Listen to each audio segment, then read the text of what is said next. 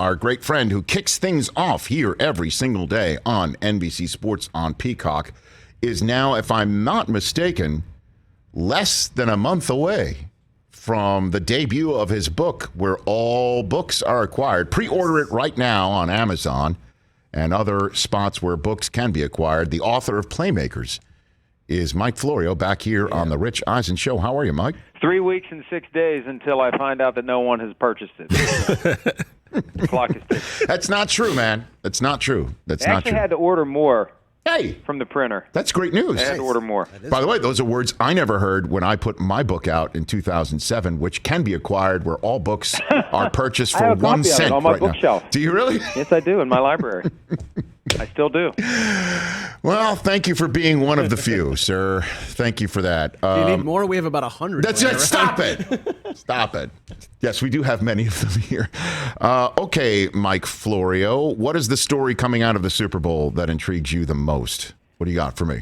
Well, I think it's the out of the blue combo platter of maybe Sean McVay hitting the road, maybe Aaron Donald calling it quits, and the possibility that both men are, and I fully support them if this is the case, trying to get Stan Kroenke, as I said yesterday on PFT PM, to pull out the big George Costanza wallet and start peeling off bills.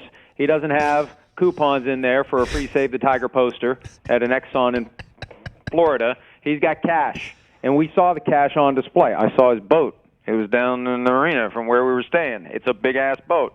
So it's time to start paying these guys. And if I'm Sean McVay, see what ESPN wants to do, see what anybody else wants to do, make me an offer.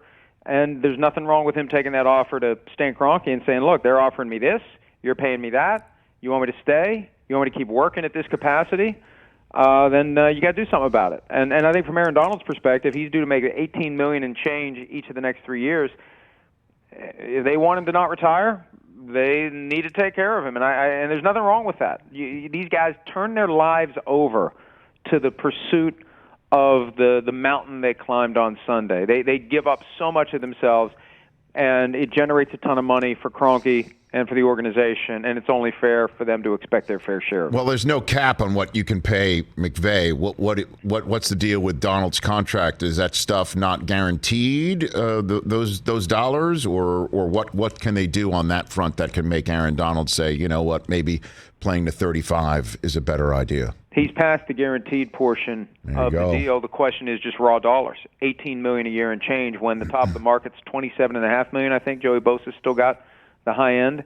And this guy's a transcendent player, and by the time this contract's up, he's going to be in a spot where, he's going to inevitably start to decline, especially when you consider the pounding he's taken. And maybe this is I don't want to say Jim Brown, because Jim Brown stepped away to go to Hollywood, but I remember when Robert Smith retired after the 2000 season, it was just like, hey, I want to walk away while I can still walk. And you look at the pounding that Aaron Donald takes constantly with 2 and 3 guys trying to keep him from wreaking havoc. At a certain point, it's got to take a toll. And the other thing, too, hey, he's a Pittsburgh guy, and you're in L.A. 5 months out of the year when you're a Pittsburgh guy, and I flew from Pittsburgh to L.A. and 9 days later from L.A. to Pittsburgh, and it's like getting on a rocket ship, not an airplane. That's how different the two places are. And, I'm not saying he wants to be traded, but it's just one of the factors. You got to ask yourself, do I want to continue to be gone from where I would prefer to live 5 months out of the year? Okay, and so what are you hearing about McVay? Is it is it ESPN? Is it Amazon? Could it be Fox if Amazon takes Troy Aikman? I mean, there's a ton of chatter on that front. What do you think? What are you hearing about Andrew McVay? Marchand of the New York Post reported in the days before the Super Bowl that ESPN would be interested if McVay leaves. And I think the problem with that is ESPN's got to make him interested to leave. He's not going to do the Sean Payton and walk away and then say, I'm here for anybody who's hiring. He's not going to walk away unless he's got the two in the bush ready to go. He's not going to quit his job without knowing that someone's going to pay whatever it is. And I think part of it, too, is convincing the network that he's in it for more than a year or two. I think one of the misgivings teams or networks will have about Sean Payton is, we don't want a guy that's going to do it for a year and then go coach the Cowboys. We want somebody who's doing it for the long haul. And McVay, he could do it for 10 or 15 years and still come back and coach and pursue a second Super Bowl with a different team 15 years from now when he's only 51. It's amazing to think that he could spend that much time in TV and swing back around later, almost like what Dick Vermeil did during, he had that long break where we never thought he was going to come back, and he came back and coached the Rams, and then won a Super Bowl and walked away just like McVay may do. But it's in the court now of whoever is willing to do it. ESPN, Amazon, Fox. We know the money's out there, and it's significant, and it keeps getting more and more significant. And if it's a leverage play by McVay, good for him. Somebody's got to squeeze the oligarchs to pay more money.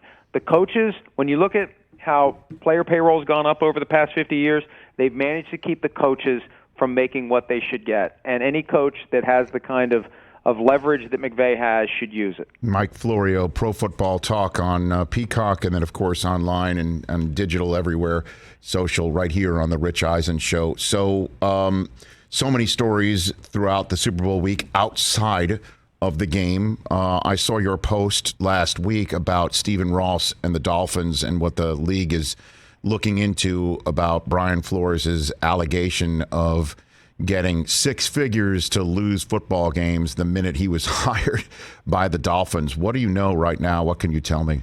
Well, I know that there's a belief the NFL is going to be able to prove that Ross made the offer. And there was a report right in the aftermath of the Flores lawsuit. It was an NFL Network report from Cameron Wolfe that there's an unnamed witness who heard Ross say what he said. And I'm already starting to get the sense that Ross is going to try to claim he was joking. I don't understand what the joke would be. I don't know where the punchline would reside. I know comedy is hard, yes, but I just don't get it. And it would be along the lines of getting on an airplane and joking about having a bomb in your carry-on, I think. It's just something the NFL doesn't want people joking about. They don't want to legitimize the tanking reality, the tanking temptation in any way, shape, or form. So he's got a problem. And I think if the Walls, this is just speculation on my part, but he's got Bruce Beal lined up to take over the team when Ross steps aside. And Ross said 2 years ago he's not going to sell out his interest in his lifetime. Well, if the Walls start closing in, I could see Ross doing what Jerry Richardson did in 2017 and just cashing out and moving on. That wouldn't surprise me. Daniel Snyder, on the other hand, I'm sure we're going to talk about him. I think he fights and scratches and claws and never gives up and never surrenders and keeps it tied up in court as long as he can. But I think if Ross gets the talking to from people he respects in league circles that this is not going to go well, I won't be surprised if he just cashes out and moves on. So Flores has receipts? He literally has a receipt of this offer. I don't know if he's got it in writing, but it sounds like there's going to be a witness. And the other thing Ross has to worry about, if he forces them to do a full-blown investigation that creates evidence, an ambitious prosecutor could very easily indict him under the Sports Bribery Act, which is as plain as it can be. It's very broad, but it's very plain, and it's very simple.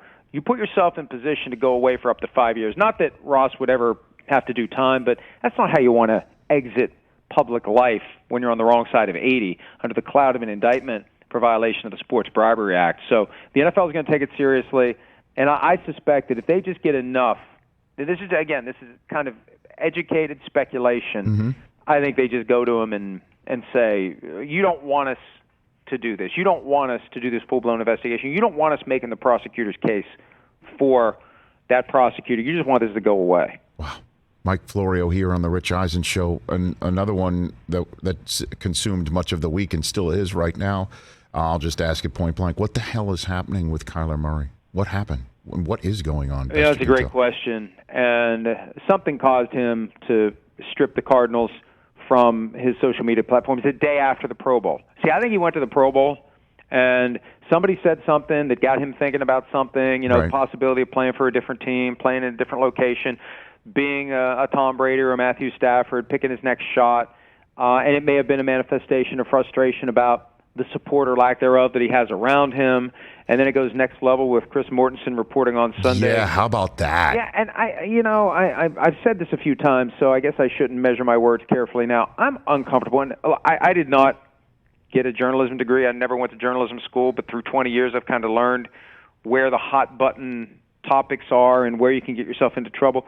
Sharing an opinion like that, self-centered, immature, and finger-pointing, with unnamed sources backing it up, that makes me uncomfortable because there are surely people who don't believe that. There are surely people who interact with Kyler Murray who believe that he's exactly what he needs to be for a 24-year-old franchise quarterback. And look at some of the other quarterbacks around the NFL. When things aren't going their way, they become self-centered, immature, and finger-pointing too. I mean, Tom Brady slapping around the Microsoft Surface and getting in people's faces when things aren't going his way. And he's admitted he doesn't handle those situations well. I mean, Kyler Murray has gone through crap the last 3 years in Arizona compared to what he dealt with in high school and college, where he lost a grand total of 3 games at both levels combined. So it's awkward, it's weird. But somebody had to tell him, right? Like somebody had to tell him that, right? Somebody had to tell Mort that, and then somebody from his side told Mort, that Kyler feels he's being scapegoated. And I'm just wondering where all of this came from, right? Like where obviously it came from other people, but there is a description of clearly something's up. And then Murray calls what we're talking about, the Mort stuff, nonsense, when the nonsense became public, when he scrubbed his Instagram account like a spurned high school sweetheart. You know what I'm saying? And I kind of don't understand like where it goes, right? Because unless it goes to I demand to get out of here, the Cardinals have him contractually in the fold for what? At least 2 more years, right? And then tags franchise tags after that. So what's it about? Like not getting the Josh Allen deal right now? Do you think is that what it is? And for it to come up so quickly, if it's contractual in any way, shape, or form, for it to come up so quickly, the most reasonable explanation is he has told the team, "I'm ready to do a contract," and they've said, "We want to wait a year." That would be because you wouldn't be at a point where you'd be at the kind of impasse where you would act out in early February. It wouldn't. It's too early. Right. It's too soon. It would be along the lines of, "Hey, I'm ready to go," and they're like, "Well, you know what? You had the injury, and we want to give it one more year and see where it goes from here." And almost like the Baker Mayfield situation or the Lamar Jackson, although that's different dynamics with Jackson, but I think that it's possible if it's contractual, Kyler's ready to get his reward and they're not ready to give it to him, or it could just be he's sick of losing. But surely he's seen enough in 3 years in the NFL to know that you're not going to go 15-2. You're not going to dominate. You're going to have to scratch and claw and fight. And I don't know what other team he would want to play for, unless there was some stuff about Mike Evans and does he want to go to the Buccaneers? I don't know. I sure feel like the Bucs are going to be looking for one of these other guys, whether it's Deshaun Watson or Russell Wilson. I know Ian Rappaport mentioned those two as possibilities for the Buccaneers to trade and replace Tom Brady, but maybe Kyler Murray's in play. And I don't, even though I'm uncomfortable with that opinion-driven anonymous report, if it came from Michael Bidwell or somebody close to Bidwell, then you have to wonder if they're reaching the point where they're ready to make a change, which is stunning because he's the guy. He was their guy. He was the guy they had to have. They threw Josh Rosen overboard to get him in 2019. It would be amazing if they have a divorce after only 3 years. And he's also supremely talented, I mean, and whatever caused the late season collapse for 3 straight years, clearly he has a role in it, but not the sole role in it, and having DeAndre Hopkins is not a bad target to have. I mean, be that as it may, I mean. Hey, he's got the ultimate leverage too, Rich. He's the only guy in the NFL that can say, "I don't need football. I can go play another professional sport." Right. This would be the very wrong time to pull that lever, though. When Japan is they the only option, And you and I have been through. You and I have been through the labor wars. You see, when they call for federal help, and your management, that doesn't look good, and then it's rejected by the union. I don't even want to go there. That's how I lost all my hair. Mike Florio here on the Rich Eisen Show. You mentioned Deshaun Watson moments ago. How viable is this? I mean, what is going on with him where all of a sudden now we're reporting about his wish list when there's so much other stuff, situations is our catchphrases in the sports world, hanging over him. What's going on with him? Yeah, we've got the criminal investigation that has not yet resulted in a grand jury completing its work. There was an expectation that would be done the end of January. Here we are halfway through February, and it's not done. There are 22 pending civil cases, and there was an effort to settle those to facilitate the trade to the Dolphins. 18 of the women were ready to go. 4 of them held out, and that's what kept it from happening. And now the window's open for him to be questioned under oath as part of these lawsuits, too. So He just needs to make it all go away. And I don't mean that in a flippant way or just, write a check, but that's how justice gets dispensed in the civil system. You sue someone for an award of monetary damages. So if he can make these 22 individuals feel good about the outcome and move on and get closure, he needs to do it. The problem is, from the lawyer's perspective, the fact that Watson needs these cases to be resolved increases the value of the settlement. Sometimes a settlement is driven by, how much money someone lost when something happened or whatever their emotional distress was. The jury has to figure that out. Sometimes the value comes from what it means to the defendant for this thing to go away, and that drives the price up. And at some point, Watson's just got to accept it and write the check and move on. Unless there's one person who's like, we waited all this time to get him deposed and under oath. Damn straight we're going to do that. That could be happening too, right? Oh, especially right? After most of the people suing him have already had to go through their inherently unpleasant experience of being grilled under oath by someone from Rusty Hardin's law firm, if not Hardin himself. Yeah, that's part of it too. It's hey, I want to sit there while he has to answer these questions.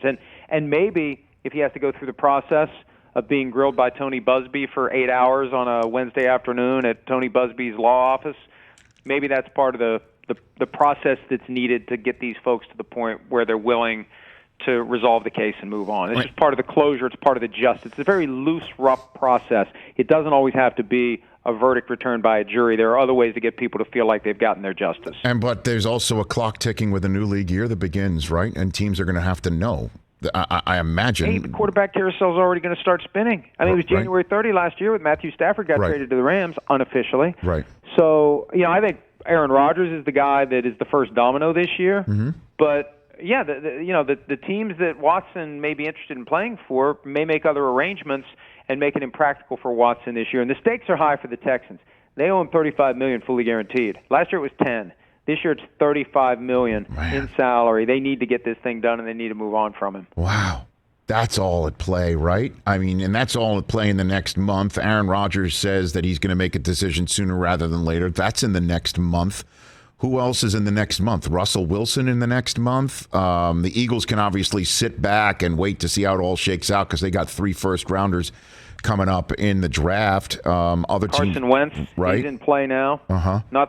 I think the more fascinating part of that is what do the Colts do, not where does Wentz go, because I don't know that anyone's going to want him, especially to walk in the door as a starter. Right. But what do the Colts do to replace Carson Wentz? Because that's a pretty attractive team. Good offensive line, Jonathan Taylor, decent receivers, potent defense. If I'm Aaron, I don't know Aaron Rodgers in Indianapolis. I don't know. That could be the premise of a sitcom, maybe. But, there are worse places he could go in the AFC. Well, the one thing I'm thinking about is why not the Titans? What what I'm saying? I know. He's buying a house in Franklin, Tennessee, or something like that. But they say they're all in with Ryan Tannehill. It's easy to say that if Aaron Rodgers isn't knocking on your door saying, let me in. I think it changes if Aaron Rodgers wants to play for you. And then the last one for you is the Brady, right? If he lurks and he sits and what is happening there? Are we all just reading into the vacuum now that he has created by opening the door slightly ajar with the never say never, or what? What do you think? Well, Mike. I saw that Greg Allman of The Athletic reported that he's either going to come back to the Buccaneers or retire, that he's not going to try to finagle his way to another team. But as a practical matter, if the Buccaneers go out and fill that seat with a veteran who is pricey and they give up draft capital to get that guy, if he comes back after that, they're not going to keep both of them. He's necessarily going to go somewhere else.